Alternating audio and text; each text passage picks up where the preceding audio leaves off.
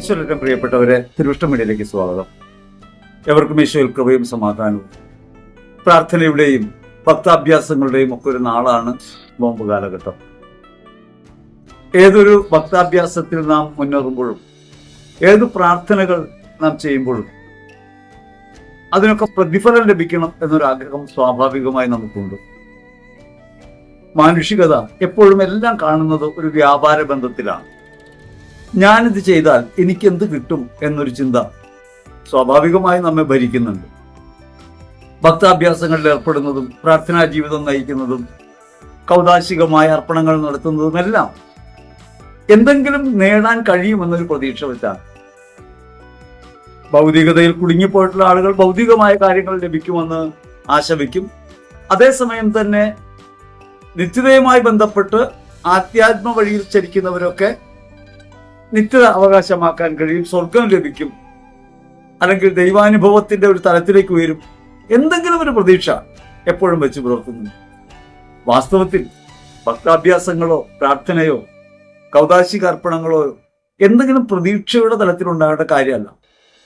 അത് ക്രിസ്തുവിലേക്ക് ചേർന്ന് നിൽക്കാൻ കഴിയുകയും യേശു ഐക്യത്തിൽ ഈ ഭൂമിയിൽ ജീവിക്കാൻ കഴിയുകയും ചെയ്യുന്നതിന് വേണ്ടി നമ്മൾ ചെയ്യേണ്ട പ്രവൃത്തികളാണ്. പക്ഷേ നമ്മുടെ സ്വാഭാവിക പ്രകൃതി എപ്പോഴും നേട്ടങ്ങൾ ആഗ്രഹിക്കുന്നതാണ്. അത് പ്രകാരം നമ്മെ പ്രലോഭിപ്പിച്ചുകൊണ്ടിരിക്കും. പ്രാർത്ഥനയിൽ നിന്ന് എന്തെങ്കിലും നേടണം എന്ന ആഗ്രഹം ഉണ്ടാകുന്നതിന്റെ പുറകിൽ ഒരു പ്രലോഭനമാണ് എന്ന് നമുക്കിപ്പോഴും തിരിച്ചറിവായിട്ടില്ല.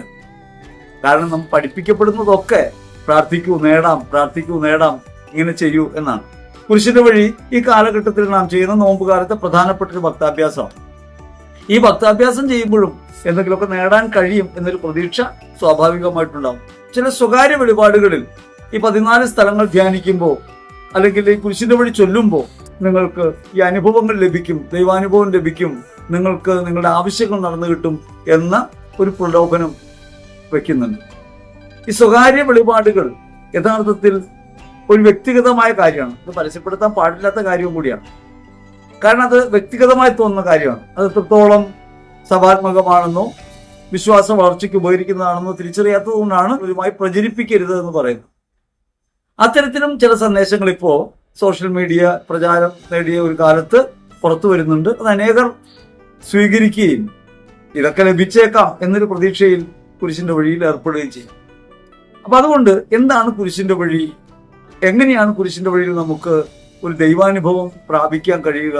എന്ത് അനുഗ്രഹമാണ് കുരിശിന്റെ വഴി നാം ധ്യാനിക്കുമ്പോൾ നമുക്ക് ലഭിക്കുക എന്നതിനെ കുറിച്ച് നമുക്ക് ചിന്തിക്കാം. കുരിശിന്റെ വഴി ക്രിസ്തുവിന്റെ പീഡാസഹനത്തെ ധ്യാനിക്കുന്ന ഒരു മാർഗമാണ്. ക്രിസ്തുവിന്റെ പീഡാസഹനത്തെ നാം ധ്യാനിക്കുന്നത് ഒരു പഴയ സംഭവം ഓർത്തെടുക്കാൻ വേണ്ടിയല്ല. നമ്മുടെ ജീവിതം ഒരു കുരിശിന്റെ വഴിയുടെ യാത്രയാണ്. സ്വന്തം ഭാരം വഹിക്കാതെ ആർക്കും മുമ്പോട്ട് പോകാൻ കഴിയില്ല.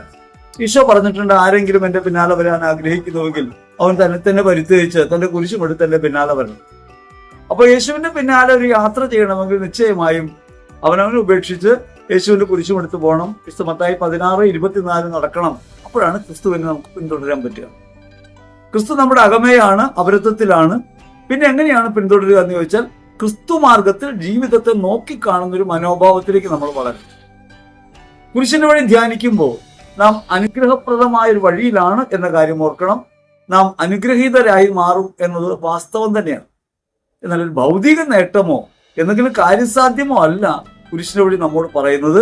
കുരിശിന്റെ വഴി ഒരു ആധ്യാത്മ വളർച്ച നമ്മളുണ്ടാക്കുന്ന കാര്യത്തെ സംബന്ധിച്ചാണ്. നമ്മുടെ ജീവിതം തന്നെ മാറ്റിമറിക്കാൻ കഴിവുള്ള ഒരു ധ്യാനമാണ് കുരിശിന്റെ വഴിയിൽ.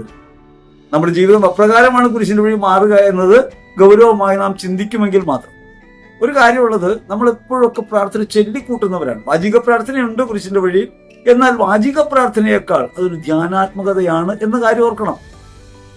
യേശു തന്റെ പീഡാസഹനം നടത്തുന്ന, കുരിശുമരണത്തിലെത്തുന്ന, യേശുവിനെ സംസ്കരിക്കുന്നിടം വരെയുള്ള 14 കാര്യങ്ങൾ, രഹസ്യങ്ങൾ നമ്മൾ ധ്യാനിക്കുകയാണ്. ഈ 14 കാര്യങ്ങൾ നമ്മൾ ധ്യാനിക്കുമ്പോൾ നമ്മുടെ ജീവിതത്തിന്റെ വ്യക്തിഗതമായ തലത്തിൽ ചില പരിവർത്തനങ്ങൾ ഉണ്ടാക്കാൻ അത് കാരണമായിട്ട് മാറും. യഥാർത്ഥത്തിൽ ധ്യാനിക്കുന്നു കഴിയും, അത്ഭുതകരമായ ദൈവിക ഇടപെടൽ അനുഭവിക്കാൻ കഴിയും. പക്ഷെ അത് വ്യക്തിഗതമായി ധ്യാനിക്കാൻ നമുക്ക് പറ്റണം. കുരിശിന്റെ വഴി ചൊല്ലുകയാണോ വേണ്ടത്, പാട്ടുപാടി നടക്കുകയാണോ വേണ്ടത്, കുരിശിന്റെ വഴി ധ്യാനിക്കുകയാണോ വേണ്ടതെന്ന് ചോദിച്ചാൽ വാചികമായി പ്രാർത്ഥിച്ചാലും ധ്യാനത്തിലേക്ക് പോകണം, പാട്ട് പാടിയാലും ധ്യാനത്തിലേക്ക് പോകണം. ധ്യാനം രണ്ടു തരത്തിലാണ്. ഒന്ന്, സംഭവങ്ങളെ നമുക്ക് ധ്യാനിക്കാൻ പറ്റും. ധ്യാനമാർഗത്തിൽ അങ്ങനെയാണല്ലോ. യേശു സഞ്ചരിച്ച് ഈ വഴിയെ മുഴുവൻ നമുക്ക് നടക്കാം. വിധിക്കപ്പെടുന്നു, കുരിശു പൊക്കുന്നു, വീഴുന്നു, അങ്ങനെ നമുക്ക് വെറുതെ ധ്യാനിച്ചു പോകാം. എന്നാൽ കുരിശിന്റെ വഴി എന്റെ ജീവിതവുമായി എങ്ങനെയാണ് എന്ന് കൂട്ടിയിണക്കുന്നിടത്താണ് യഥാർത്ഥത്തിൽ ധ്യാനമായിട്ടത് മാറും. ഞാനും എല്ലാവരെയും പോലെ കുരിശിന്റെ വഴി ചെല്ലിയിരുന്ന ഒരാളാണ്. പിന്നീട് നമ്മളൊരു കുരിശിൻ വഴി ഇറക്കുകയും ചെയ്തിട്ടുണ്ട്. കുരിശിന്റെ വഴിയുടെ പുതിയ ഗാനരൂപവും പ്രാർത്ഥനയൊക്കെ ആയിട്ട് കുരിശിൻ വഴിയിൽ എന്ന് പറഞ്ഞ ഒരു കുരിശിന്റെ വഴി 14 വർഷം മുമ്പ് നമ്മൾ ചെയ്യാനിടയായി. പക്ഷെ അതിനെക്കുറിച്ചൊന്നുമല്ല ഞാൻ പറയുന്നത്. ഉത്തരേന്ത്യയിൽ കാണ്ഡുവ രൂപതയിൽ ഒരു നോമ്പ് കാലത്ത് ശുശ്രൂഷയ്ക്കായി പോകാനിടയായി. അപ്പൊ ഇവിടുന്ന് പോകുമ്പോൾ പ്രത്യേകിച്ച് പ്രാർത്ഥനാ പുസ്തകങ്ങളോ കാര്യങ്ങളോ ഒന്നും നമ്മൾ കരുതിയിട്ടില്ല. അവിടെ ചെന്ന് പെട്ടെന്നാണ് കുരിശിന്റെ വഴി നോമ്പുകാലത്ത് ആചരിക്കേണ്ട ഒരു ഭക്താഭ്യാസമാണ് എന്ന ബോധം വരുന്നത്. ആരുടെ കയ്യിലും പുസ്തകമില്ല. അവിടെ കിട്ടാവുന്ന ഹിന്ദി പുസ്തകങ്ങളാണ്. അങ്ങനെ ഹിന്ദി വായിച്ച് പ്രാർത്ഥിക്കാവുന്ന അത്രയും എക്സ്പീരിയൻസ് ഉള്ളൊരു കാലമല്ല അവിടെ ചെന്ന കാലം. അപ്പൊ അതുകൊണ്ട് എങ്ങനെയാണ് ഇനി കുരിശിന്റെ വഴി ധ്യാനിക്കുക? അപ്പോഴാണ് ഈ 14 സ്ഥലങ്ങളെ ഒന്ന് ഓർത്തെടുക്കാം എന്നൊരു ചിന്ത ഉണ്ടായത്. അറിയാതെ ആ വഴിയിലേക്ക് നമ്മൾ വരിക. അങ്ങനെ 14 സ്ഥലങ്ങളും ഓർത്തെടുക്കുകയും ആ ഓരോ സ്ഥലങ്ങളെ കുറിച്ചും ഓർക്കുമ്പോൾ ആ സ്ഥലങ്ങളെ ഭാവന ചെയ്യുകയും ചെയ്താണ് ആദ്യത്തെ തുടക്കം. അതൊരു ധ്യാനമാർഗമാണ്. അങ്ങനെ 14 സ്ഥലങ്ങളും ഓർക്കുമ്പോൾ യേശുവിനെ വിധിക്കുന്നു. പിലാത്തോസിന്റെ അരമന മനസ്സിൽ കാണുന്നു. പിലാത്തോസ് യേശുവിനെ വിധിക്കുന്ന സംഭവം കാണുന്നു. ജനത്തിന്റെ ആക്രോശം, പുരോഹിതന്മാരുടെ ഇടപെടലൊക്കെ കാണുന്നു. ആ രംഗം മനസ്സിൽ കാണാൻ തുടങ്ങി. അങ്ങനെ 14 സ്ഥലങ്ങളും മനസ്സിൽ കണ്ടുകൊണ്ട് പ്രാർത്ഥന നടത്തി കുരിശിന്റെ വഴി അവിടെ വെച്ച് ധ്യാനിക്കാൻ തുടങ്ങി. തുടർന്ന് ഈ 14 സ്ഥലങ്ങളും ഈ സംഭവങ്ങൾ മാത്രം കാണുക എന്നത് വ്യക്തിപരമായി നമുക്ക് എന്ത് മെച്ചമാണ് ഉണ്ടാക്കുക എന്ന ചിന്തയാണ് കുരിശിന്റെ വഴിയിൽ ഞാനും എന്നൊരു കാര്യം ഓർക്കാനിടയായിരുന്നു. കുരിശിന്റെ വഴിയിലെ ഞാൻ. കുരിശിന്റെ വഴി ധ്യാനിക്കുമ്പോൾ യേശുക്രിസ്തു കുരിശ് ചുമന്നുകൊണ്ട് കാൽവരിയിലേക്ക് പോകുന്ന യാത്രയാണോ, യേശുവിൽ നാം ഓരോരുത്തരും നടത്തുന്ന ജീവിതയാത്ര, ജീവാർപ്പണത്തിന്റെ ബലിവേദിയിൽ എത്തിച്ചേരുന്നതിനെ കുറിച്ചാണോ നമ്മൾ ഓർക്കേണ്ടത് എന്ന് ചോദിച്ചാൽ നിശ്ചയമായും നിങ്ങൾക്ക് അനുഭവമായി മാറണമെങ്കിൽ നിങ്ങൾ ഈ കുരിശുമായി ക്രിസ്തുവിന്റെ പിന്നാലെ കുരിശിന്റെ സമർപ്പണത്തിലേക്ക് എത്തിച്ചേരുകയും ഉദ്ധിതാവസ്ഥയിലേക്ക് എത്തിച്ചേരുകയും ചെയ്യണം. അങ്ങനെ നിങ്ങൾക്കൊരു അനുഭവം ഉണ്ടായാൽ നിശ്ചയമായും കുരിശിന്റെ വഴി നിങ്ങളുടെ ജീവിതത്തെ മാറ്റിമറിക്കും. കാരണം നമ്മൾ പലപ്പോഴും കരുതാത്ത രീതിയിൽ ക്രിസ്തു നമ്മെ മുൻപോട്ട് നയിക്കുന്ന അനുഭവം ഉണ്ടാവും. അതുകൊണ്ടാണ് ഇത്തരം ഒരു കാര്യം നിങ്ങളോട് സംസാരിക്കുന്നത്. നിങ്ങൾ ഏത് പ്രാർത്ഥന, കുരിശിന്റെ വഴിയുടെ ഏത് പ്രാർത്ഥനാ രീതിയിലുള്ള പ്രാർത്ഥനയാണ് നിങ്ങൾക്ക് കയ്യിൽ കിട്ടുന്നതെങ്കിൽ ഉപയോഗിക്കാം. പലതരം കുരിശിന്റെ വഴികളുണ്ടല്ലോ, അങ്ങനെ കുരിശിന്റെ വഴികൾ ഓർക്കാം. പക്ഷേ കുരിശിന്റെ വഴികളിലെ ഏത് പ്രാർത്ഥനയാണ് നിങ്ങൾ കയ്യിലുള്ളതെങ്കിലും കുരിശിന്റെ വഴി ധ്യാനിക്കുമ്പോൾ ഭൗതികമായ എന്തെങ്കിലും നേട്ടങ്ങളോ ആത്മീയമായ എന്തെങ്കിലും നേട്ടങ്ങളോ സ്വകാര്യമായി താല്പര്യപ്പെടാതെ ക്രിസ്തുവിന്റെ പിന്നാലെയാണ് എന്ന ബോധ്യത്തിൽ, യേശു ക്രിസ്തുവിൽ നമ്മുടെ ജീവിതം കുരിശിന്റെ വഴിയിലാണെന്ന ബോധ്യത്തിൽ നമുക്ക് മുമ്പോട്ട് നീങ്ങാനായാൽ നിശ്ചയമായും നിങ്ങളുടെ ജീവിതം ഇന്നലത്തേത് പോലെ ആകില്ല ഈ പ്രാർത്ഥനയ്ക്ക് ശേഷം എന്ന കാര്യം ഉറപ്പ് പറയും. 1-ാം സ്ഥലത്ത് പരമപരിശുദ്ധനായിരിക്കെ നിർമ്മലനായിരിക്കെ ക്രിസ്തു വിധിക്കപ്പെടുകയാണ്. പിലാത്തോസിന്റെ അരമനയിൽ ദൃഷ്ടി താഴ്ത്തി നിൽക്കുന്ന, വിധിക്ക് വിധേയനാകുന്ന പരമപരിശുദ്ധനായ ദൈവപുത്രനെ ഒരു നിമിഷം ഓർത്തു. ഒരു കാര്യം നമുക്ക് ആലോചിക്കാം. യേശു ഒരു തെറ്റും ചെയ്യാതിരുന്നിട്ടും സ്വയം നീതീകരിക്കുന്ന ആളായിട്ട് മാറുന്നില്ല. യേശു ഉയർപ്പിക്കുകയും സുഖപ്പെടുത്തുകയും ചെയ്ത ആളുകൾ തന്നെയാണ് അവനെ ക്രൂശിക്കുക എന്ന് പറഞ്ഞുകൊണ്ടിരിക്കുന്നത്. യേശു പ്രതികരിക്കുന്നില്ല. പരമപരിശുദ്ധനായവൻ പിലാത്തോസിന്റെ അരമനയിൽ നമ്മുടെ വിധിക്ക് വിധേയനാവുന്നു. മനുഷ്യൻ ദൈവത്തെ വിധിക്കുന്ന ചിത്രമാണ് അവിടെ കാണുന്നത്. ഇനി ആ സംഭവം ഓർക്കുമ്പോൾ നമുക്ക് നമ്മുടേതായി ഓർക്കാവുന്ന ഒരു കാര്യം, നമ്മൾ മറ്റുള്ളവരെ എങ്ങനെ വിധിക്കുന്നുണ്ടോ? വിധിക്കരുത്, നീ വിധിക്കപ്പെടുകയില്ലെന്ന് വചനം നമ്മെ പഠിപ്പിക്കുന്നുണ്ട്. പക്ഷെ പലപ്പോഴും നമ്മൾ മറ്റുള്ളവരെ വിധിക്കുന്നു, അന്യായമായി വിധിക്കുന്നു. ഒരാളുടെ പ്രവൃത്തിയോ ഒരാളുടെ മനസ്സോ അതിന്റെ പൂർണ്ണതയിൽ നമുക്ക് തിരിച്ചറിയാൻ കഴിയും. അവരൻ തെറ്റുകാരനാണ് എന്ന് നാം ഉറപ്പിക്കുമ്പോൾ, നാം അവനെ വിധിക്കുമ്പോൾ, നിശ്ചയമായിട്ടും നാം ക്രിസ്തുവിനെ തന്നെയാണ് വിധിക്കുന്നത് എന്ന ഓർമ്മ വേണം. അപരത്വത്തിലാണ് ക്രിസ്തു എന്നതും അവിടെ ഓർക്കാം. അങ്ങനെ നമ്മൾ വിധിക്കുന്നുണ്ടോ? നമ്മുടെ പ്രകാരമുള്ള വിധികൾ മൂലം ആരുടെയെല്ലാം അഭിമാനം വ്രണപ്പെടുന്നു, ആരുടെയെല്ലാം മിഴികൾ നിറയുന്നു, ആരെല്ലാം തോറ്റു പോകുന്നു, അവരിലെല്ലാം ക്രിസ്തുവിനെ കാണാൻ നമുക്ക് കഴിയണം. അങ്ങനെ ഒരു കഴിയുന്ന മനോഭാവം നമുക്കുണ്ടോ? 2, നമുക്ക് നേരെ അന്യായമായ വിധികൾ ഉണ്ടാകുമ്പോൾ നമ്മുടെ മനോഭാവം എന്താണ്? സ്വയം നീതീകരിക്കാൻ ശ്രമിക്കാറുണ്ടോ? നമ്മൾ സത്യം ചെയ്യുന്നതും ആണയിടുന്നതും ഒക്കെ, ശാഠ്യം പിടിക്കുന്നതും ഒക്കെ നമ്മുടെ ന്യായം, നമ്മുടെ ഭാഗം ന്യായീകരിക്കാൻ അങ്ങനെയുണ്ടോ എന്ന് ഗൗരവമായി നമ്മൾ ആലോചിക്കണം.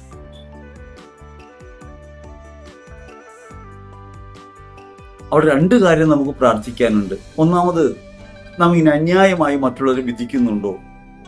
അവരെ സങ്കടത്തിലാഴ്ത്തുന്നുണ്ടോ? അവിടെയൊക്കെ ക്രിസ്തുവാണ് വിധിക്കപ്പെടുന്നത് എന്ന ബോധ്യത്തോടെ നമുക്ക് ദൈവസന്നിധിയിൽ മാപ്പപേക്ഷിക്കാൻ പറ്റണം, ആ വഴിയിൽ തിരിയാൻ പറ്റണം. ഒപ്പം തന്നെ നമുക്കെതിരെ വിധി ഉണ്ടാവുമ്പോൾ പിറുപിറുപ്പും എതിർപ്പുമില്ലാതെ ക്രിസ്തുവിനെ പോലെ മൗനം പാലിക്കാൻ, സ്വയം നീതീകരിക്കാതെ, മറ്റുള്ളവരെ ആക്ഷേപിക്കാതെ, എതിർവാദങ്ങൾ ഉന്നയിക്കാതെ സഹിക്കാൻ ഞങ്ങളെ ബലപ്പെടുത്തണമെന്ന് നമുക്ക് പ്രാർത്ഥിക്കാനും കഴിയണം. ഈശോ വിധിക്കപ്പെട്ടു. ആ വിധി ഏറ്റുവാങ്ങുന്ന യേശുവിന്റെ ആ സഹനത്തിന്റെ യോഗ്യതയാണ്. ഞങ്ങളെ അതിന് പ്രാപ്തരാക്കണമേ എന്ന് ഹൃദയപൂർവ്വം പ്രാർത്ഥിക്കാം. അപ്പോൾ 1-ാം സ്ഥലം നമുക്ക് ധ്യാനിക്കാനുള്ള വിഷയമാവും. ഇങ്ങനെ ജീവിതമായൊരു ബന്ധമുണ്ടായാൽ മാത്രമേ കുരിശിന്റെ വഴി നമ്മുടെ ജീവിതവുമായി ചേർന്നിണങ്ങുന്ന ഒന്നാകൂ. അതല്ലെങ്കിൽ അത് മാറി നിൽക്കും, ജീവിതാനുഭവമുള്ള ഒന്നായി മാറില്ല. ഒരുപക്ഷെ അത് അനുഭൂതികൾ പകരാം, സങ്കടമൊക്കെ നമുക്ക് തോന്നിയേക്കാം, പക്ഷെ നമ്മുടെ ജീവിതവുമായി ബന്ധപ്പെട്ട ഒന്നാകില്ല. വ്യക്തിപരമായി നമ്മുടെ ജീവിതത്തിനകത്തെ വിധിക്കപ്പെടുന്ന അനുഭവങ്ങളെയും നമ്മളാൽ മറ്റുള്ളവർ വിധിക്കപ്പെടുന്ന സന്ദർഭങ്ങളെയും തിരിച്ചറിയാൻ കഴിയുമ്പോഴാണ് നമ്മുടെ ജീവിതം ക്രിസ്തുവിനോടൊപ്പം സ്വയം നീതീകരിക്കാത്ത ഒന്നായി മാറും. അപ്പോൾ ജീവിതത്തിൽ വ്യതിയാനം ഉണ്ടാവും എന്ന കാര്യം ഉറപ്പാണ്. ഇനി 2-ാം സ്ഥലത്ത് ഈശോ കുരിശ് ചുമക്കാൻ, സ്വയം ചുമക്കാൻ. എനിക്കൊരു മാമോദീസ മുങ്ങാനുണ്ട് എന്ന മനോഭാവത്തോടെയാണ് ക്രിസ്തു കുരിശ് കൈയേൽക്കുന്നത്. സ്വന്തം ചുമലിലേക്ക് ലോകപാപങ്ങളുടെ കുരിശ് ഏറ്റുവാങ്ങുന്നതിലൂടെ, ആ കുരിശുമായി യാത്ര ചെയ്യുന്നതിലൂടെ ക്രിസ്തു സഹനങ്ങളെ ലോകത്തിന്റെ രക്ഷയ്ക്ക് വേണ്ടി സമർപ്പിക്കാൻ മനസ്സ് കാണിക്കും. നമ്മുടെ ജീവിതത്തിൽ നിരവധിയായ കുരിശുകളുണ്ട്. ഇഷ്ടക്കേടുകൾ, ജീവിതത്തിൽ നാം അനുഭവിക്കുന്ന സങ്കടങ്ങൾ, ഇല്ലായ്മകൾ, പരിത്യക്താവസ്ഥകൾ, തിരസ്കരണങ്ങൾ, ഒറ്റപ്പെടലുകൾ, അങ്ങനെ നമ്മുടെ ജീവിതത്തിൽ ഉണ്ടാകുന്ന വേദനാകരമായ അനുഭവങ്ങളെ കുരിശായി കാണാനും ക്രിസ്തുവിനെ പ്രതി ആ കുരിശ് തോളിലേറ്റാനും പിറുപിറുപ്പില്ലാതെ, അസ്വസ്ഥതയില്ലാതെ അവന്റെ പിന്നാലെ യാത്രയാകാനും കഴിയുമെങ്കിൽ മാത്രമേ നമുക്ക് ഉദ്ധാനത്തിലേക്ക് പ്രവേശിക്കാൻ കഴിയും. ഈശോ അങ്ങനെ കുരിശ് വഹിച്ചതിന്റെ യോഗ്യതയാൽ നമ്മുടെ ജീവിതത്തിലെ ചെറുതും വലുതുമായ ഇഷ്ടക്കേടുകളും സങ്കടങ്ങളും ഒക്കെ ആകുന്ന സഹനങ്ങളെ ഹൃദയപൂർവ്വം സ്വീകരിക്കാൻ, ഏറ്റെടുക്കാൻ ഒരു മനോഭാവം നമുക്കുണ്ടാകുമെങ്കിൽ, ക്രിസ്തു തോളിലേക്ക് കുരിശ് വെച്ചതുപോലെ നമ്മുടെ ജീവിതത്തെ ആകെ തോളേറ്റാൻ നമുക്ക് കഴിയുമെങ്കിൽ നമ്മുടെ യാത്ര കുരിശിന്റെ വഴിയിലാകും, ക്രിസ്തുവിനോടൊപ്പം ആകും. ഓരോരുത്തരും താങ്കളുടെ ഭാരം വഹിച്ചേ മതിയാകും. ആ ഭാരം വഹിച്ചുകൊണ്ട് ക്രിസ്തുവിന്റെ പിന്നാലെ യാത്രയാകുമ്പോൾ നിശ്ചയമായിട്ടും നമ്മുടെ ജീവിതം മാറിത്തീരും. ഇന്നലെ വരെ നാം ജീവിതത്തോട് പുലർത്തിയിരുന്ന മനോഭാവത്തിൽ നിന്ന് വ്യത്യസ്തമായി സഹനങ്ങളെ സ്വീകരിക്കുകയും ക്രിസ്തുവിനെ പ്രതി ഭാരങ്ങൾ വഹിക്കുകയും ചെയ്യാനുള്ള ബലം നമുക്ക് ലഭിക്കുകയും ചെയ്യും.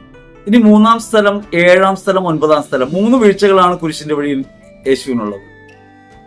ഈ 3 വീഴ്ചകളെ നമ്മൾ ഗൗരവമായിട്ട് നോക്കണം. 1-ാം പ്രാവശ്യം ഈശോ വീഴുന്നു, 2-ാം പ്രാവശ്യം വീഴുന്നു, 3-ാം പ്രാവശ്യം വീഴുന്നു. എന്തിനാണ് ഈ വീഴ്ചകൾ? ക്രൈസ്തവ ജീവിതം മുൻപോട്ട് നയിക്കുമ്പോൾ ഈ ലോകത്തിന്റെ ഭാരം നമ്മെ വീഴ്ത്താനിടയാകും എന്നൊരു ഓർമ്മപ്പെടുത്തൽ എന്റെ പുറകിലുണ്ട്. 3 തരം വീഴ്ചകളാണ് മാനുഷികതയിൽ നമുക്ക് പ്രധാനമായിട്ടുണ്ടാകാനുള്ളത്. 1, വിശ്വാസപരമായ വീഴ്ചയാണ്. ജീവിതം അസഹ്യമാകുന്നതും നിരാശ ഉണ്ടാകുന്നതും സങ്കടങ്ങളിൽ പെട്ടുപോകുന്നതും ആൾക്കൂട്ടങ്ങളിൽ കാര്യം കാണാൻ വേണ്ടി ഓടി നടക്കുന്നതിന്റെ ഒക്കെ പുറകിലുള്ളത് ഒന്നാമത്തെ വീഴ്ചയാണ്. അത് വിശ്വാസപരമായ വീഴ്ചയാണ്. യേശു എന്റെ അകമേ വസിക്കുന്നുവെന്നും അവരിൽ അവിടെ നിന്നുണ്ടെന്നും കുരിശുമരണം വഴി അവിടെ നിന്ന് നമ്മെ വീണ്ടെടുത്തുവെന്നും യേശു ക്രിസ്തുവിൽ നാം ഉദ്ധിതരാണെന്നും ലോകത്തിന് മരിച്ച് പാപത്തിന് മരിച്ച് ക്രിസ്തുവിൽ ജീവിക്കാൻ വിളിക്കപ്പെട്ടവരാണെന്നും ഹൃദയബോധ്യം ഉണ്ടാവുകയും യേശുവിൽ ഉറപ്പുള്ള ജീവിതം നയിക്കാൻ കഴിയുകയും ചെയ്യുമ്പോഴാണ് നമ്മൾ വിശ്വാസമുള്ളവരായിട്ട് മാറുക. ഇനി വിശ്വാസം പരിശോധിക്കാൻ നമുക്ക് 100 കാര്യങ്ങൾ നോക്കാം. ആകുലപ്പെടുന്നുണ്ടോ, അസ്വസ്ഥരാകുന്നുണ്ടോ, നിരാശപ്പെട്ടു പോകുന്നുണ്ടോ, ഒളിച്ചോടാൻ തോന്നുന്നുണ്ടോ? അപ്പൊ ജീവിതത്തെ നേരിടാൻ കഴിയാത്ത വിധം അസ്വസ്ഥമായി പോകുന്നു നമ്മുടെ ജീവിതമെങ്കിൽ, ഭാവിയെക്കുറിച്ച് ഉത്കണ്ഠയുള്ളവരായിട്ട് നമ്മൾ മാറുന്നുവെങ്കിൽ അതിന്റെയൊക്കെ അർത്ഥം വിശ്വാസപരമായ ഒരു വീഴ്ച നമുക്കുണ്ടെന്നാണ്. വിശ്വാസപരമായുള്ള വീഴ്ച ജീവിതത്തിൽ നാം വീഴാനിടയാണ്. നമുക്കൊരു രോഗം വരുന്നു. വിശ്വാസം നമ്മെ ബലപ്പെടുത്തുന്നില്ലെങ്കിൽ ഈ രോഗം മരണത്തിൽ കലാശിക്കാനുള്ളതല്ലെന്നും അത് ദൈവത്തിലേക്ക് നമ്മെ അടുപ്പിക്കുമെന്നും ശരീരം സഹിക്കുമ്പോൾ ആത്മാവ് സ്വതന്ത്രമാകുമെന്നും വ്യക്തമായ ബോധ്യം നമുക്കുണ്ടെങ്കിൽ നമ്മുടെ ജീവിത സഹനത്തെക്കുറിച്ച് പരിതപിക്കാതെ മുമ്പോട്ട് പോകാൻ പറ്റും. പക്ഷെ നമ്മൾ വീണു പോകുന്നു, പരിതാപത്തിൽ, സങ്കടത്തിൽ മുങ്ങിപ്പോകുന്നു, നിരാശയിൽ അത് പതിക്കുന്നു. ഈ നമ്മൾ വീണു പോകുന്നത് വിശ്വാസം ദൃഢമല്ലാത്തത് കൊണ്ടാണ്. അപ്പൊ വിശ്വാസക്കുറവുണ്ടെങ്കിൽ ഏറ്റുപറയണം. നമുക്ക് ഭയമാണ് സകലതിനെയും, ചെറിയ ജീവികളെ തുടങ്ങി കഷ്ടതകളെ, മനുഷ്യരെ എല്ലാം ഭയമാണ്. ഭയത്തിന്റെ ഉറവിടം സ്നേഹമില്ലായ്മയാണ്. സ്നേഹമില്ലായ്മയാണെന്ന് മാത്രമല്ല, വിശ്വാസമില്ലായ്മയാണ്. യേശു അഭയമായിട്ട് നമുക്ക് മാറുന്നില്ല, ഭയം നീക്കുന്നവനായി മാറുന്നില്ല. അതിന് കാരണം വിശ്വാസക്കുറവ്. അപ്പൊ വിശ്വാസക്കുറവാണ് ആദ്യത്തെ വീഴ്ച. രണ്ടാമത്തെ വീഴ്ച 7ാം സ്ഥലത്തെ വീഴ്ചയാണ്. ആ വീഴ്ച യേശു നമ്മുടെ ഒരു കുറവിന് കൂടി പരിഹാരമായിട്ട് വീഴണം. പ്രത്യാശയില്ലായ്മയ്ക്ക് പരിഹാരമായിട്ടാണ്. യേശുവിനറിയാം താൻ പിതാവിന്റെ കരങ്ങളിലേക്ക് തന്റെ ആത്മാവിനെ സമർപ്പിക്കുമെന്നും താൻ ഉദ്ധിതനാകുമെന്നും. അതുകൊണ്ടാണ് സമർപ്പിക്കാനും തിരികെ എടുക്കാനും എനിക്ക് കഴിയും എന്ന് യേശു പറയുന്നു. നമുക്ക് അപ്രകാരം ഒരു ഉറപ്പില്ല. യേശു ക്രിസ്തുവിലാണ് നമ്മുടെ ജീവിതമെന്നും ക്രിസ്തുവിൽ നാം വിമോചിതരാണെന്നും നമുക്കൊരു ഉറപ്പില്ല, പ്രത്യാശയില്ല. നമ്മുടെ ജീവിതത്തിൽ വരുന്ന ഭാവി സംഭവങ്ങളൊക്കെ പ്രതീക്ഷിക്കുന്നത് പോലെ ആകണമെന്നല്ല അതിനർത്ഥം. അവയൊക്കെ പ്രതീക്ഷയ്ക്കെതിരായി മാറുമ്പോൾ പോലും പ്രത്യാശയിൽ നാം ഉറയ്ക്കുന്നു. കാരണം നമുക്ക് വേണ്ടി അവൻ കുരിശിൽ മരിച്ചിട്ടുണ്ട്, നമ്മുടെ പാപങ്ങൾക്ക് അവൻ പരിഹാര ബലിയായിട്ടുണ്ട്, നമ്മുടെ രോഗങ്ങളും നമ്മുടെ വേദനകളും അവന്റെ മുറിവിനാൽ സൗഖ്യപ്പെട്ടിട്ടുണ്ട്, അവൻ വിമോചകനാണ്, അവനിലാണ് നമ്മൾ. അപ്പൊ പിന്നെ നമ്മൾ പിശാചിനെ പേടിക്കണ്ട, ലോകത്തെ പേടിക്കണ്ട. പ്രത്യാശയുള്ളവരായിട്ട് മാറണം. കഷ്ടത സഹനശീലം, സഹനശീലം ആത്മധൈര്യം, ആത്മധൈര്യം പ്രത്യാശ. പ്രത്യാശയിൽ ഉറയ്ക്കാൻ കഴിയുന്നില്ല, നിരാശപ്പെട്ടു പോകുന്നു, ഡെസ്പായി പോകുന്നു. ഇപ്പോ ആനുകാലിക ലോകത്ത് മനുഷ്യൻ അനുഭവിക്കുന്ന ഏറ്റവും വലിയ പ്രശ്നം അതാണ്. പെട്ടെന്ന് നിരാശയിലേക്ക് വീഴും. ആ നിരാശ ആത്മഹത്യയിലേക്ക് നയിക്കും. ആ നിരാശ തന്നെയാണ് കൊലപാതകങ്ങളിലേക്കും നയിക്കുന്നത്. ജീവിതത്തിന് അർത്ഥം നഷ്ടപ്പെട്ടതായിട്ട് കരുതുക. ഞാൻ ദൈവിക പദ്ധതിയാണെന്നും ക്രിസ്തു എനിക്ക് വേണ്ടി കൂടെ ഉണ്ടെന്നും അവനിൽ ഞാൻ മരിക്കുമ്പോൾ, അവനിൽ ഞാൻ കഷ്ടപ്പെടുമ്പോൾ നിശ്ചയമായും ഉദ്ധാനത്തിലേക്കാണെന്നും ബോധ്യം എനിക്ക് ഉണ്ടാവുന്നില്ല. അതുകൊണ്ട് ഒരു ജീവിത സന്ദർഭത്തെ നേരിടാൻ കഴിയാത്തവരായിട്ട് നമ്മൾ മാറിപ്പോകുന്നു. അപ്പൊ പ്രത്യാശ നമുക്ക് കുറവുണ്ട്. നമ്മുടെ പ്രത്യാശയിലുള്ള കുറവിന് പരിഹാരമായിട്ടാണ് യേശു വീഴുന്നത്. 3ാം സ്ഥലത്ത് നമ്മുടെ വിശ്വാസക്കുറവിന് പരിഹാരമായി, 7ാം സ്ഥലത്ത് നമ്മുടെ പ്രത്യാശക്കുറവിന് പരിഹാരമായി ക്രിസ്തു വീഴുന്നു. അതുകൊണ്ട് അവിടെ നമുക്ക് പ്രാർത്ഥിക്കാൻ പറ്റണം, പ്രത്യാശയിൽ ഞങ്ങളെ വളർത്തണമേ. 3ാം പ്രാവശ്യം യേശു വീഴുന്നു നമ്മുടെ സ്നേഹമില്ലായ്മയ്ക്ക് പരിഹാരമായിട്ടാണ്. നമ്മുടെ സ്നേഹം വ്യാപാര സദൃശമായ ഒന്നായി മാറിയിട്ടുണ്ട്. അവനവനെ സ്നേഹിക്കണമെന്ന് പഠിപ്പിക്കുകയാണ് ലോകം. ലോകം പഠിപ്പിക്കുന്നു, വിശ്വാസ പ്രഘോഷണവും അത്തരത്തിൽ പഠിപ്പിക്കുന്നു. സ്വന്തം കാര്യം നോക്കി അവനവൻ കേന്ദ്രീകൃതമായി ജീവിക്കാൻ പഠിപ്പിക്കുന്നതിൽ ഇന്ന് വിശ്വാസ പ്രഘോഷണങ്ങൾക്കും ഒരു പങ്കുണ്ട് എന്ന കാര്യം നമുക്ക് തള്ളിക്കളയാൻ പറ്റില്ല. അപ്പൊ സ്നേഹത്തിൽ പരിമിതി ഉണ്ടാവുന്നു. അവനവൻ ഉപേക്ഷയാണ് സ്നേഹമെന്നും സ്വയം മരിച്ചുകൊണ്ട് മറ്റുള്ളവനെ സ്നേഹിക്കാൻ കഴിയുമെന്നും അവനവനെ ഉപേക്ഷിക്കാത്തവന് അവരത്വത്തെ സ്വീകരിക്കാൻ കഴിയില്ലെന്നും നാം തിരിച്ചറിയാതെ പോകുന്നു. നമ്മുടെ ഈ തിരിച്ചറിവില്ലായ്മ അല്ലെങ്കിൽ സ്നേഹശേഷിയില്ലായ്മ, അതിന് പരിഹാരമായിട്ടാണ് ക്രിസ്തു കുരിശുമായി വീഴുന്നത് എന്ന സംഭവം നമുക്ക് ഓർക്കാൻ പറ്റുമ്പോൾ നമ്മുടെ ഈ സ്നേഹത്തിലുള്ള പരിമിതികൾ നമുക്ക് ഓർക്കാൻ പറ്റും, അതിനെ മറികടക്കാൻ പറ്റും. അങ്ങനെ നമുക്ക് വിശ്വാസത്തിൽ പുരോഗമിക്കാൻ പറ്റും. യേശുവിന്റെ 3 വീഴ്ചകൾ നമ്മുടെ വിശ്വാസമില്ലായ്മയ്ക്കും പ്രത്യാശയില്ലായ്മയ്ക്കും സ്നേഹമില്ലായ്മയ്ക്കും പകരമായിട്ടാണ്. അതുകൊണ്ട് ഈ 3 സന്ദർഭങ്ങളിൽ നമുക്ക് പ്രാർത്ഥിക്കാൻ പറ്റും. വിശ്വാസം വർദ്ധിപ്പിക്കണമേ, പ്രത്യാശയിൽ വളർത്തണമേ, സ്നേഹം വർദ്ധിപ്പിക്കണമേ. അങ്ങനെ ക്രിസ്തുവിൽ ആശ്രയിക്കാൻ നമുക്ക് പറ്റും. അത് ഉദ്ധാനത്തിലേക്ക് നമ്മെ നയിക്കാൻ കാരണമാവുകയും ചെയ്യും. 4-ാം സ്ഥലത്ത് പരിശുദ്ധ കന്യാമറിയത്തെ യേശു കണ്ടുമുട്ടുകയാണ്.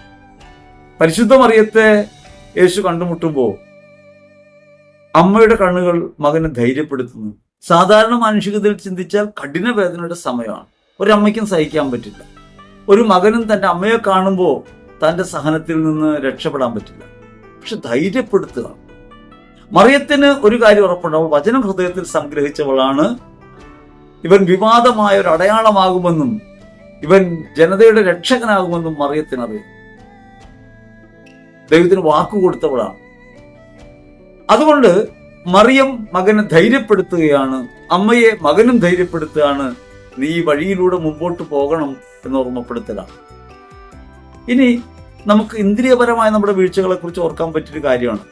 എന്തുകൊണ്ടാണ് നമ്മുടെ മനസ്സ് കലങ്ങിപ്പോകുന്നത്, ചഞ്ചലമാകുന്നത്? ഇന്ദ്രിയപരമായ മോഹങ്ങളിലും ഇഷ്ടങ്ങളിലൊക്കെ കുടുങ്ങിപ്പോകുമ്പോഴാണ്. അപ്പൊ ഇന്ദ്രിയത്തിന്റെ വീഴ്ചകളിൽ നിന്ന് മോചനം ഉണ്ടാകണം. കണ്ണ്, കാത്, നാക്ക്, മൂക്കത്തൊക്കെ എന്നീ കരണങ്ങൾ ലോകത്തേക്ക് തിരിഞ്ഞിരിക്കുന്നവയാണ്. അതുകൊണ്ട് പ്രത്യക്ഷാനുഭവങ്ങളിൽ കുടുങ്ങി, അനുഭൂതികളിൽ കുടുങ്ങി ജീവിതത്തെ ദൈവോന്മുഖതയിൽ നിന്നും തടുക്കുന്ന എല്ലാ പ്രവണതകളിൽ നിന്നും ഇന്ദ്രിയങ്ങൾക്ക് മോചനം ഉണ്ടാകും.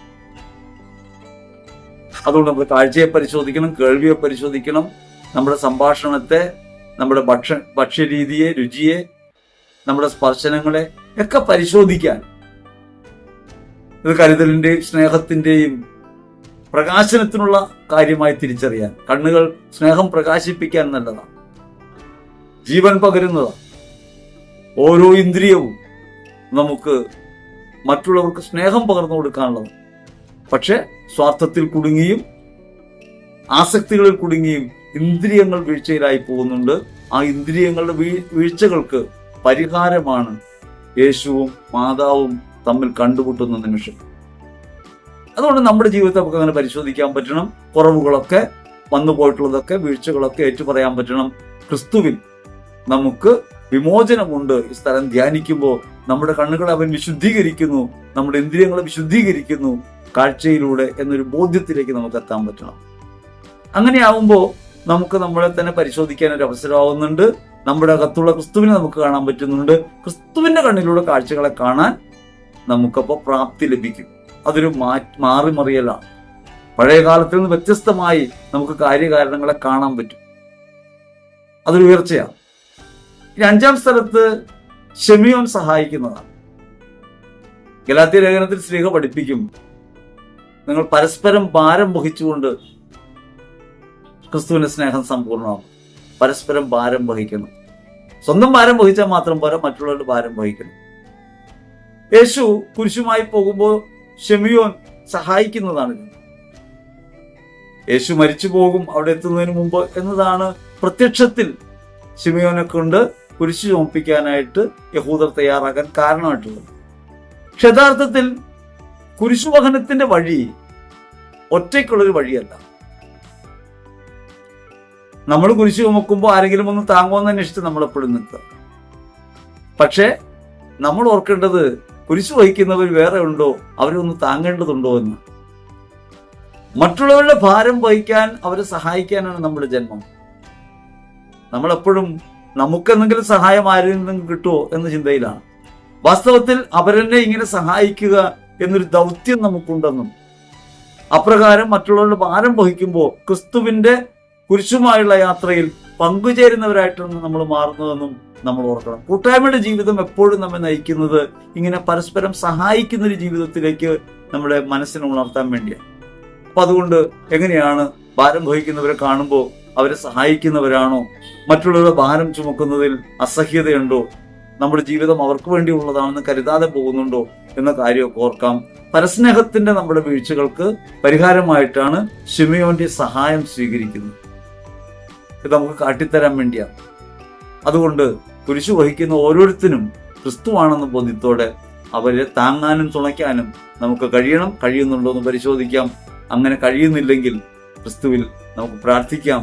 5-ാം സ്ഥലം അങ്ങനെ കഴിയുന്നു. 6-ാം സ്ഥലത്ത് വെറോനിക്ക ഈശോയുടെ മുഖം തുടയ്ക്കുന്നതാണ്.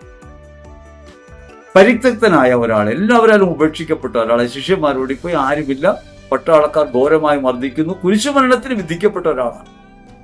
അങ്ങനെ ഒരാളെ ആൾക്കൂട്ടത്തിന്റെ നടുവിൽ വെച്ച് ഒരു സ്ത്രീ തന്റെ കയ്യിലെ തുവാല കൊണ്ട് മുഖമൊപ്പി ആശ്വസിപ്പിക്കുന്നു എന്നുള്ളത് വളരെ പ്രത്യേകതയുള്ള കാര്യം. മനോഹര പ്രവൃത്തിയിൽ 2 കാര്യങ്ങൾ പറയുന്നുണ്ട്. തടവിൽ കിടക്കുന്നവരെ സഹായിക്കുക. എല്ലാവരും ഉപേക്ഷിക്കപ്പെട്ടവരാണ്, കുറ്റവാളികളെന്ന് വിധിക്കപ്പെട്ടവരാണ്. പക്ഷെ കരുണയുടെ മുഖം ഉണ്ടാവണം, അനുകമ്പ ഉണ്ടാവണം. വെറോനിക്കയിൽ ശരിക്കും തെളിയുന്നത് സ്നേഹവും അനുകമ്പയുമാണ്. ആ അനുകമ്പയും സ്നേഹവും ധീരതയിൽ അവളെ ഉയർത്തും, ധീരയാക്കി മാറ്റും. എന്തു വേണമെങ്കിലും വന്നുകൊള്ളട്ടെ എന്നൊരു മനോഭാവത്തിലേക്ക് വരും. മറ്റുള്ളവരോട് കരുണ കാണിക്കാൻ നമുക്ക് കഴിയുന്നുണ്ടോ? മറ്റുള്ളവർക്ക് സഹായം ചെയ്യാൻ, ആശ്വസിപ്പിക്കാൻ നമുക്ക് കഴിയുന്നുണ്ടോ? നമ്മൾ നമ്മുടെ ജീവിതത്തിൽ സുരക്ഷിതത്വമാണോ നോക്കുന്നത്? ആ സുരക്ഷിതത്വം വെടിഞ്ഞ് അവരെ സഹായിക്കാൻ, ആശ്വസിപ്പിക്കാൻ നമുക്ക് കഴിയുന്നുണ്ടെങ്കിൽ വെറോനിക്കയുടെ ഭാഗത്തേക്ക് നമ്മൾ വരും. അപ്പോ വെറോനിക്കയുടെ തുവാലയിൽ യേശുവിന് മുഖം പതിഞ്ഞതുപോലെ നമ്മുടെ ഹൃദയത്തിലും പതിയുന്ന അനുഭവം ഉണ്ടാവും. അപ്പൊ അതുകൊണ്ട് ഇപ്രകാരം മറ്റുള്ളവരെ ആശ്വസിപ്പിക്കുന്നതിൽ കൺസേൺ ഫോർ ദി അതർ അത് എത്രത്തോളം നമുക്കുണ്ട് എന്ന് നമുക്ക് ചിന്തിക്കാൻ ഒരവസരമാണ് 6ാം സ്ഥലം. 8ാം സ്ഥലത്ത് ജെറുസലേം സ്ത്രീകളോട് ക്രിസ്തു പറയുന്ന കാര്യമാണ്. ജെറുസലേമിനുണ്ടാകാനുള്ള ഭാവി ദുരന്തത്തെ കുറിച്ചെന്ന് പറയാം. അതേപോലെ തന്നെ ഗർഭിണികളും മുലയൂട്ടുന്ന അമ്മമാരും എന്ന് പറയുമ്പോൾ മോഹങ്ങളെ ഉള്ളിൽ സൂക്ഷിക്കുന്ന, അതിനെ താലോലിച്ച് ജീവിക്കുന്ന ആ മനോഭാവത്തെ കുറിച്ച് പറയാം. അതിനെക്കുറിച്ച് ഓർത്തൊക്കെയാണ് കരയേണ്ടത്. യഥാർത്ഥത്തിൽ യേശുവിന്റെ കുരിശുമരണത്തെ ഒരു കണ്ണീരോടെ അല്ല നമ്മൾ കാണേണ്ടത്. എത്ര ധീരമായ, രക്ഷാകരമായ ഒരു സമർപ്പണമാണ് ക്രിസ്തുവിന്റെ. നമുക്ക് വേണമെങ്കിൽ യഹൂദരെ കുറ്റക്കാരായി നിർത്തി നമ്മളിങ്ങനെ സഹിക്കുന്നല്ലോ എന്ന് പറയാം. പക്ഷെ വാസ്തവത്തിൽ ക്രിസ്തു സ്വയം കീഴടങ്ങുകയാണ്. മനുഷ്യപാപങ്ങൾ ഏറ്റെടുക്കാൻ വേണ്ടി, അവരുടെ സഹനങ്ങളും ദുരിതങ്ങളും ഒരു മോചനം കൊടുക്കാൻ വേണ്ടി തന്നെ ബലിയായി അർപ്പിക്കുന്നതിന്റെ ഊഷ്മളതയാണ്, ഹൃദയപരമായ ഉയർച്ചയാണ് ക്രിസ്തു നമുക്ക് കാണാൻ പറ്റും. അപ്പൊ ജീവിതത്തിൽ ഇപ്രകാരം സഹനങ്ങൾ ഉണ്ടാകുമ്പോൾ പരിതപിക്കാതെ ഈ ലോകത്തിന് മുൻപിൽ ഉറച്ച ബോധ്യത്തോടെ മുമ്പോട്ട് പോകാൻ നമുക്ക് കഴിയുന്ന ക്രിസ്തു പാഠം നമുക്ക് നൽകും. സഹനങ്ങൾ ഉണ്ടാകുമ്പോൾ പതറിപ്പോകാതെ, ആശ്വാസം തേടി മറ്റുള്ളവരിലേക്ക് നോക്കാതെ, ധീരതയോടെ. നമ്മെക്കുറിച്ച് സഹതപിക്കുന്നവരൊക്കെ ഉണ്ടാവും. എന്തൊരു കഷ്ടം, നമ്മളങ്ങനെ ആളുകൾ ചോദിക്കൂലേ, ഏറ്റവും നിസ്സാരമായ കാരണത്തിന് ക്ഷീണിച്ചു പോയല്ലോ, എന്തു പറ്റി? വയ്യാതിരിക്കുന്ന ഒരാളാ. പതറിപ്പോകാതെ, സാമ്പത്തികമായിട്ടൊക്കെ തകർന്നിരിക്കുമ്പോൾ കഷ്ടത്തിലാണല്ലേ എന്ന് ചോദിക്കുമ്പോൾ നമ്മൾ ഒന്നും കൂടി ചിറകൂടി ധീരതയോടെ പറയാൻ, ഞങ്ങളുടെ ബാഹ്യ ശരീരം ക്ഷയിച്ചുകൊണ്ടിരിക്കുകയാണെങ്കിലും ആന്തരിക ശരീരം അനുനിമിഷം ശക്തി പ്രാപിക്കുന്നു എന്ന് പറയാവുന്ന ബലത്തോടെ ജീവിതത്തെ നേരിടാൻ പഠിക്കാൻ കൂടിയാണ് 8ാം സ്ഥലം. 10ാം സ്ഥലത്താകട്ടെ യേശുവിന്റെ വസ്ത്രം ഉരിഞ്ഞെടുക്കുന്ന അനുഭവമാണ്. അങ്ങനെ വസ്ത്രം ഉരിഞ്ഞെടുക്കുമ്പോൾ യഥാർത്ഥത്തിൽ മാമോദീസയുടെ നമ്മുടെ വസ്ത്രത്തെക്കുറിച്ച് നമ്മൾ ഓർക്കണം. പരിശുദ്ധിയിലേക്ക് വിളിക്കപ്പെട്ടവരാണ് നമ്മൾ പലപ്പോഴും അവഹേളിതരാകുന്നുണ്ട്, നഗ്നരാക്കപ്പെടുന്നുണ്ട്. ചെയ്തതോ ചെയ്യാത്തതോ കാര്യങ്ങൾ പരസ്യമായി വിളിച്ചു പറഞ്ഞ ആളുകൾ ആക്ഷേപിക്കുമ്പോൾ അഭിമാനമൊക്കെ വ്രണപ്പെട്ടു പോകുന്ന അനുഭവം നമുക്കുണ്ടാവും. അവിടെയൊക്കെ നമ്മൾ ഓർക്കേണ്ട ക്രിസ്തുവിനെയാണ്. നമ്മളൊരു കുറ്റം പറയുമ്പോൾ നമ്മൾ ദൈവസന്നിധിയിലാണ്. ദൈവസന്നിധിയിൽ നമ്മൾ നഗ്നരാണ്. നമ്മെ സമ്പൂർണമായിട്ട് അറിയുന്ന അവന്റെ മുമ്പിലാണ്. നമ്മളെ സമ്പൂർണമായിട്ട് കാണുന്നത് അവൻ മാത്രമാണ്. അപ്പൊ അതുകൊണ്ട് നമ്മുടെ ഹൃദയവിചാരങ്ങളെയും നമ്മുടെ ജീവിതത്തെയും പരിശോധിക്കുന്ന ക്രിസ്തുവിന്റെ മുമ്പിലാണെന്ന് ബോധ്യം ഉണ്ടാകുമ്പോൾ നമുക്ക് ഈ അഭിമാനക്ഷതം ഉണ്ടാകുന്നു. ഇനി മറ്റുള്ളവരുടെ വസ്ത്രം നമ്മളിങ്ങനെ ഉരിഞ്ഞെടുക്കുന്നവരാണോ നമുക്ക് ആലോചിക്കേണ്ടതുണ്ട്, അതിനെ അനുദപിക്കേണ്ടതുണ്ട്. ഒപ്പം തന്നെ നമ്മൾ ആലോചിക്കണം, പ്രസാദപരത്തിന്റെ വസ്ത്രം നമ്മൾ നഷ്ടമാക്കിയിട്ടുണ്ടോ? യേശുക്രിസ്തുവിൽ നമുക്ക് നൽകപ്പെട്ടത് പാപത്തെ ഉപേക്ഷിക്കാനുള്ള ശേഷിയാണ്. പ്രസാദപരത്തിൽ പാപത്തെ ഉപേക്ഷിക്കാനും സർഗാത്മകമായി ക്രിസ്തുവിൽ ജീവിക്കാനുള്ള ശക്തിയാണ്. അതെവിടെയെങ്കിലുമൊക്കെ നഷ്ടപ്പെട്ടു പോയിട്ടുണ്ട്. പ്രലോഭനങ്ങൾക്ക് വിധേയമാകുന്നുണ്ട്. മാമോദീസയിൽ നമുക്ക് നൽകിയ വിശുദ്ധി എന്ന് വെച്ചാൽ ജീവാർപ്പണത്തിന്റെ ബലമാണ്, സ്വയംദാന ശേഷിയാണ്. അത് നഷ്ടപ്പെട്ടു പോയിട്ടുണ്ടോ എന്നൊക്കെ പരിശോധിക്കാൻ നമുക്ക് കഴിയും. ഒപ്പം തന്നെ മറ്റുള്ളവരെ നമ്മളിങ്ങനെ അവഹേളിക്കുകയും അപമാനിക്കുകയും അവരെ പൊതുമധ്യത്തിൽ വ്യവസ്ഥരാക്കുകയൊക്കെ ചെയ്യുന്നുണ്ടോ? ഈ കുറവുകൾ നമുക്കുണ്ടോന്ന് പരിശോധിക്കാം. തെറ്റിപ്പോയിടത്തൊക്കെ മാപ്പപേക്ഷിക്കാം. ഒപ്പം തന്നെ ക്രിസ്തുവിൽ അഭിമാനബോധത്തോടെ ഈ ലോകം എത്ര ആക്ഷേപിക്കുമ്പോഴും അപമാനിക്കുമ്പോഴും ക്രിസ്തുവിനോട് ഐക്യപ്പെടുകയാണെന്ന ബോധത്തോടെ ജീവിക്കാനുള്ള ആത്മബലം നൽകണമെന്ന് പ്രാർത്ഥിക്കുകയും ചെയ്യും. 11ാം സ്ഥലത്ത് യേശുവിനെ കുരിശിൽ തറയ്ക്കുകയാണ്. യേശു ബന്ധിതനാകുന്നു നമ്മെ ബന്ധനത്തിൽ നിന്ന് മോചിപ്പിക്കാൻ. ഗലാത്യ 3:13 നമുക്കറിയാം. ശാപത്തിന്റെ കെട്ടിയിൽ നിന്ന് നമ്മെ മോചിപ്പിക്കാൻ ശാപത്തിന്റെ കുരിശിൽ അവൻ വിധിക്കപ്പെടും. അങ്ങനെ തറയ്ക്കപ്പെടുമ്പോൾ നമ്മുടെ ഇന്ദ്രിയമോഹങ്ങളെ നമുക്ക് തറയ്ക്കാൻ പറ്റണം ക്രൂശിൽ. അവനോടൊപ്പം ക്രൂശിതരാണെന്ന ബോധ്യത്തെ നമുക്ക് ജീവിക്കാൻ പറ്റണം. പ്രപഞ്ചത്തിന്റെ മൂലബോധങ്ങൾക്ക് നമ്മൾ മരിച്ചു കഴിഞ്ഞിരിക്കുക.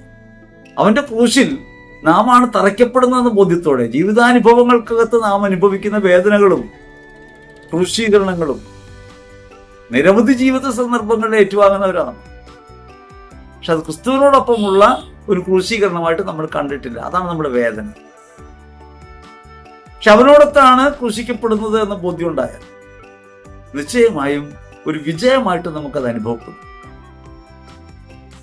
അപ്പൊ അതുകൊണ്ട് ഇന്ദ്രിയങ്ങളെ ക്രൂശിക്കാം, നമ്മുടെ കർമ്മേന്ദ്രിയങ്ങളെയും ജ്ഞാനേന്ദ്രിയങ്ങളെയും ക്രൂശിക്കാം, പ്രവൃത്തി വഴി വന്നുപോയിട്ട് തെറ്റുകൾ ഓർക്കാം, അവയ്ക്കൊക്കെ മാപ്പപേക്ഷിക്കാം. ഒപ്പം തന്നെ യേശുവിനോടൊപ്പം ക്രൂശിതനാണ് ഞാനും നിങ്ങളും എന്ന ബോധ്യത്തോടെ നമുക്ക് ജീവിക്കാൻ പറ്റും. അവിടെയാണ് 11ാം സ്ഥലം. ഇനി 12ാം സ്ഥലത്താവുമ്പോഴോ ഈശോ കുരിശിൽ മരിക്കുക. എനിക്കൊരു മാമോദീസ മുങ്ങാനുണ്ടെന്നാണ് യേശു ജെറുസലേമിലേക്കുള്ള യാത്രയിലൊക്കെ പറഞ്ഞത്. ഈശോ അറിഞ്ഞുകൊണ്ടാണ് കാൽവരിയിലേക്ക് പോകുന്നത്, മരിക്കാനായിട്ട് പോകുന്നത്. പത്രോസ് തടഞ്ഞതാണ്, പക്ഷേ പിന്മാറിയില്ല. ജീവിതത്തെ സധൈര്യം നേരിടാൻ, ദൈവപിതാവിന്റെ കയ്യിൽ തന്നെ സമർപ്പിക്കാൻ ക്രിസ്തു കാൽവരിയാണ് തിരഞ്ഞെടുത്തത്. കഠിന വേദനയുടെ സമയത്താണ് പിതാവെ അങ്ങയുടെ കരങ്ങളിൽ ഞാൻ എൻ്റെ ആത്മാവിനെ സമർപ്പിക്കുന്നു എന്ന് പറയുന്നതും മറ്റുള്ളവരോട് ക്ഷമിക്കുന്നതും അവർക്ക് വേണ്ടി പ്രാർത്ഥിക്കുന്നതും തൻ്റെ അമ്മയെ ശിഷ്യർക്ക് നൽകുന്നതും. ജീവിതത്തെ ഇപ്രകാരം സ്വയം ദാനത്തിന്, അപരക്ഷമയ്ക്കും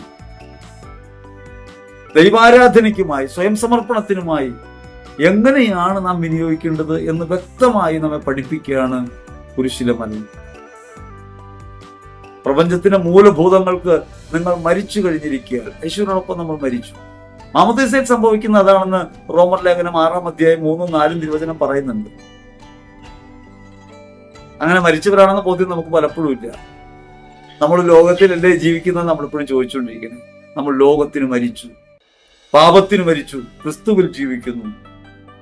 അപ്പൊ അതുകൊണ്ട് യേശുവിന്റെ മരണത്തെ നമുക്ക് അങ്ങനെ ധ്യാനിക്കാൻ പറ്റണം. മരണത്തിൽ നമ്മെ മോചിപ്പിക്കാൻ ദൈവം മനുഷ്യപുത്രനായി മരിക്കുന്നു. ഞാനും നിങ്ങളും നമ്മുടെ ജീവിതമാവുന്ന സഹനങ്ങളുടെ കുരിശിൽ മരിക്കുമ്പോൾ മറ്റുള്ളവർക്ക് ജീവൻ നൽകുന്നവരായി മാറുന്നു. ജീവന്റെ പ്രകാശം ക്രിസ്തുവിൽ നിന്ന് നമ്മിലൂടെ ലോകത്തേക്ക് വരും. യേശു ഭൂമിയിലേക്ക് വന്നത് അനുസരണത്തിലാണ്. ദൈവിക സമാനത കൈവിടിഞ്ഞ് മരണത്തോളം, അതേ കുരിശുമരണത്തോളം തന്നെ അവിടെ നിന്ന് അനുസരണമുള്ളവനായി അതിലൂടെ മഹത്വത്തിലേക്ക് പ്രവേശിക്കുന്നു. നമ്മൾ പഠിപ്പിക്കുന്ന പാഠം എന്താ? നമ്മൾ ഇങ്ങനെ ക്രിസ്തുവിൽ സ്വയം മരിക്കുമ്പോൾ നമ്മളും മഹത്വത്തിലേക്ക് പ്രവേശിക്കുന്നു. അതുകൊണ്ട് ക്രിസ്തുവിനോടൊപ്പം മരിക്കാനുള്ള വിളിയാണ് നമ്മുടെ എന്ന ബോധ്യത്തോടെ നമുക്ക് ജീവിക്കാൻ പറ്റണം. ഈ കുരിശുകളിൽ നിന്ന്, സങ്കടങ്ങളിൽ നിന്ന് രക്ഷപ്പെടാനുള്ളവരല്ല നമ്മൾ. ഈ കുരിശ് മരിക്കാനുള്ളവരാണ്. ഹൃദയപരമായ ബോധ്യത്തോടെ സ്വീകരിക്കുമെങ്കിൽ ക്രിസ്തുവിൽ നമുക്ക് മഹത്വം അനുഭവിക്കാൻ പറ്റും. 13ാം സ്ഥലത്ത് മറിയത്തിന്റെ മടിയിൽ യേശുവിനെ കിടത്തുക.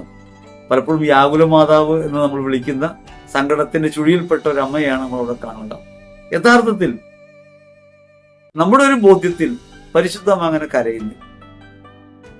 അവളുടെ ഹൃദയത്തിലേക്ക് 7 വ്യാകുലങ്ങൾ വാളുകളായി പതിക്കുന്നുണ്ട്. പക്ഷേ ആ വ്യാകുലങ്ങൾ അവളെ തളർത്തുകയല്ല, വിശ്വാസത്തിൽ ഉറപ്പിക്കുകയാണ്. ഇതാ കർത്താവിന്റെ ദാസി എന്ന വാക്ക് ഗബ്രിയേൽ മാലാഖയുടെ മുമ്പിൽ പറഞ്ഞത് മറിയം തന്റെ പുത്രന്റെ ശവം മടിയിൽ കിടത്തിക്കൊണ്ട് പിതാവിന്റെ സന്നിധിയിൽ വിശ്വാസത്തെ പൂർത്തീകരിക്കുന്നു. ജീവിതത്തിലുണ്ടാകുന്ന സഹനങ്ങളെയും ക്ലേശങ്ങളെയും എങ്ങനെ നേരിടണമെന്ന് പഠിപ്പിക്കുന്ന ബലവത്തായ ഒരു അമ്മയാണ് മറിയം. മനഃചാഞ്ചല്യമില്ലാതെ മകനെ മടിയിൽ കിടത്താൻ, ഓമനിച്ചു വളർത്തിയ മകനെ ജീവിതാന്ത്യത്തിൽ അപമാനിതനും വൃണിതനും ജഡവുമായി സ്വീകരിക്കാൻ, കരങ്ങളിൽ സ്വീകരിക്കാൻ ഉറപ്പ് കാണിക്കുന്ന അമ്മ. വിശ്വാസത്തിന്റെ ദൃഢത അത് നമുക്കുണ്ടോ എന്ന് പരിശോധിക്കാം. മറിയത്തിന് മാധ്യസ്ഥം നമുക്ക് പ്രാർത്ഥിക്കാം. ഹൃദയബലം നൽകണമേ. വ്യാകുലങ്ങൾ സഹിക്കുമ്പോൾ നീ കരയാതിരുന്നത് പോലെ, പതറാതിരിക്കാം. ഇനി 14ാം സ്ഥലം യേശുവിനെ സംസ്കരിക്കുന്നു. നാം ഇങ്ങനെ സംസ്കരിക്കപ്പെട്ടവൻ. യേശു അങ്ങനെ സംസ്കരിക്കപ്പെടുന്നു. പക്ഷേ അങ്ങയുടെ പരിശുദ്ധം ജീർണിക്കാൻ അനുവദിക്കുക. നാം നശിച്ചു പോകാനുള്ളവരല്ല, ക്രിസ്തുവിൽ ഉദ്ധിതരാകാനുള്ളവരാണ്. യേശുവിനെ മരിച്ചവരിൽ നിന്ന് ഉയർപ്പിച്ചവന്റെ ആത്മാവ് നിങ്ങളിൽ വസിക്കുന്നുവെങ്കിൽ, യേശുവിനെ മരിച്ചവരിൽ നിന്ന് ഉയർപ്പിച്ചവൻ നിങ്ങളുടെ ആത്മാവിനെ മരണത്തിൽ നിന്ന് ഉയർപ്പിക്കും, നിത്യമഹത്വത്തിലേക്ക് ഉയർത്തും. ആ ബോധ്യത്തോടെ ജീവിതത്തെ അർപ്പിക്കാനുള്ള ബലം, സംസ്കരിക്കപ്പെട്ടവരാണെന്ന ബോധ്യത്തോടെ ജീവിക്കാനുള്ള ബലം ഞങ്ങൾക്ക് നൽകണമെന്ന് പ്രാർത്ഥിക്കും. ഇപ്പൊ 14 സ്ഥലങ്ങൾ ഏകദേശ രൂപത്തിലാണ് പറഞ്ഞത്. ഇനി നിങ്ങൾക്ക് തന്നെ ധ്യാനിക്കാവുന്നതേ ഉള്ളൂ. 14 സ്ഥലങ്ങൾ ഓർക്കുക. ഒരു പുസ്തകം വെച്ചുള്ള പ്രാർത്ഥനയേക്കാൾ നല്ലത് ഈ 14 സ്ഥലങ്ങൾ ഹൃദയത്തിൽ ഓർക്കുക. ഓരോ സ്ഥലവും വരുമ്പോൾ ആ സ്ഥലത്തെ കാര്യം ഓർക്കുക. എന്നിട്ട് അത് നമ്മുടെ ജീവിതവുമായി എങ്ങനെയാണ് ബന്ധപ്പെടുന്നതെന്ന് ആലോചിക്കുക. നമ്മുടെ ജീവിതത്തിൽ വന്നുപോയിട്ടുള്ള കുറവുകൾക്ക് ക്ഷമയാചിക്കുക. ക്രിസ്തുവിന്റെ ബലം ഞങ്ങൾക്ക് പകർന്നു തരണമെന്ന് പ്രാർത്ഥിക്കുക. അങ്ങനെ പ്രാർത്ഥിച്ച് കുരിശിന്റെ വഴിയിലൂടെ നാം യാത്ര ചെയ്യുമെങ്കിൽ നിശ്ചയമായും അത്ഭുതകരമായ ഒരു മാറിമറിയൽ നിങ്ങളുടെ ജീവിതത്തിൽ ഉണ്ടാവും. ജീവിതത്തെ ക്രിസ്തുവിന്റെ കണ്ണിലൂടെ നോക്കിക്കാണാനും പുതിയ വീക്ഷണത്തോടെ അർപ്പിക്കാനും നമുക്ക് കഴിയും. ഈശ്വരേറ്റം പ്രിയപ്പെട്ടവരെ, വളരെ ചുരുക്കിയാണ് ഈ വിവരണം നിങ്ങൾക്ക് നൽകിയത്. സമയത്തിന്റെ പരിമിതി കൊണ്ടാണ്. നമുക്ക് വ്യക്തിപരമായ പ്രാർത്ഥനയിൽ കൂടുതൽ ഉയരാൻ നമ്മെ സഹായിക്കുന്ന ഒന്നാണ് കുരിശിന്റെ വഴി. അത് നോമ്പുകാലത്ത് മാത്രം ചെല്ലേണ്ട ഒരു പ്രാർത്ഥനയോ ധ്യാനിക്കേണ്ട ഒരു വിഷയമല്ല, നിരന്തരം ധ്യാനിക്കേണ്ട ഒരു കാര്യമാണ്. ക്രൈസ്തവ ജീവിതം കഠിന വേദനയിലൂടെ, വിഷമങ്ങളിലൂടെ ഒക്കെ കടന്നു പോകുമ്പോൾ ജീവിതം നേരിടുന്ന പ്രതിസന്ധികളെ മറികടക്കാനും സഹനങ്ങളെ സ്വീകരിക്കാനും വിജയത്തിൽ എത്തിച്ചേരാനും നമ്മെ പ്രാപ്തരാക്കുന്നതാണ് കുരിശിന്റെ വഴി. കുരിശിന്റെ വഴി യഥാർത്ഥത്തിൽ ധ്യാനിച്ചാൽ നിങ്ങൾക്ക് ഏതെങ്കിലും ഭൗതിക നേട്ടം ഉണ്ടാകും എന്നല്ല പറയുക, നിങ്ങളുടെ ജീവിതം മറിയും. നിങ്ങളിലുള്ള ക്രിസ്തുവിനെ നിങ്ങൾക്ക് അനുഭവിക്കാൻ കഴിയും. മറ്റൊരു ക്രിസ്തുവായി ലോകത്തിന് മുൻപിൽ നിങ്ങളെ തന്നെ കാഴ്ചവെക്കാൻ നിങ്ങൾക്ക് കഴിയും. ക്രിസ്തുവിനെ പ്രകാശിപ്പിക്കുന്നവരായി ജീവിക്കാൻ നിങ്ങൾക്ക് കഴിയും. അത്ഭുതകരമായ ദൈവികമായ സമാശ്വാസം അതിലൂടെ ലഭിക്കട്ടെ, മനോബലം ലഭിക്കട്ടെ. ക്രിസ്തുവിൽ പ്രതിസന്ധികളെ നേരിടാൻ നിങ്ങൾ പ്രാപ്തരാകട്ടെ എന്ന് ഹൃദയപൂർവ്വം പ്രാർത്ഥിക്കുന്നു.